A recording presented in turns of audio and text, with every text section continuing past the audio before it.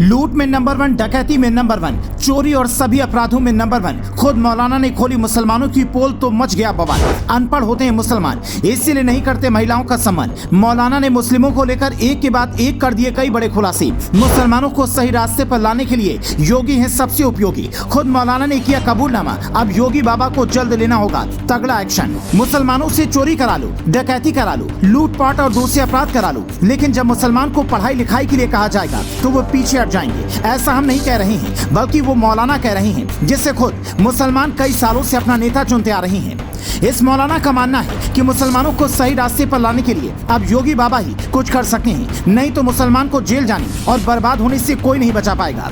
मौलाना की मुसलमानों को लेकर दिए गए इस बयान के बाद पूरे देश में बवाल मच गया है, लेकिन मौलाना अभी भी अपने बयान पर कायम है। मुसलमान को सही रास्ते पर लाने के लिए कैसे योगी ही सबसे उपयोगी है, इसकी सारी जानकारी आपको उस 3 मिनट की रिपोर्ट में आगे बताएंगे। लेकिन मुसलमानों को चोर और लुटेरा बताने वाला ये मौलाना कौन है और इस मौलाना ने मुसलमान को लेकर ऐसा क्या बयान दिया है, पहले इस बारे में जान लीजिए। कुछ महीने पहले हैदराबाद वाले भाईजान यानी कि ओवैसी ने मुसलमानों के लिए आवाज उठाते हुए मीडिया से कहा था कि जेल में सबसे ज्यादा अपराधी मुसलमान हैं और सरकार जबरदस्ती मुसलमानों को अपराधी बनाकर जेल में डाल रही है। लेकिन अब हैदराबाद वाले भाईजान के उस बयान का खुद मौलाना बदरुद्दीन अजमल ने जवाब दिया है। मौलाना बदरुद्दीन अजमल असम में बंगाली मुस्लिमों की पार्टी कहलाने वाली AIUDF के चेयरमैन और असम के धुबरी से लोकसभा सांसद हैं।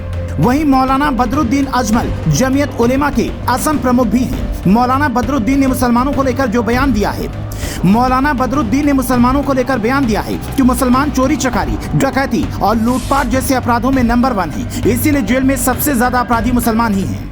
मुसलमान महिलाओं का सम्मान नहीं करते और महिलाओं के खिलाफ होने वाले ज्यादातर अपराधों में भी मुसलमान की सबसे ज्यादा भागीदारी पाई जाती है। ये बयान अगर कोई और देता तो अभी तक ओवैसी और दूसरे मुल्ला मौलवी पूरे देश में भयंकर बवाल मचा चुके होते। लेकिन मौलाना बदरुद्दीन ने जब इस पूरे मामले का खुलासा किया तो ओवैसी भी मुल्ला मौलवी भी कुछ नहीं कह पाए। मौलाना बदरुद्दीन ने अपने इस बयान के पीछे का कारण भी बताया है और कहा है कि मुसलमानों को जब पढ़ाई के लिए कहा जाता है तो वे पढ़ाई लिखाई से पीछे हट जाते हैं। मौलाना का कहना है कि केवल भारत ही नहीं बल्कि पूरी दुनिया में पढ़ाई लिखाई के मामले में मुसलमान सबसे पीछे और अपराध में सबसे आगे हैं।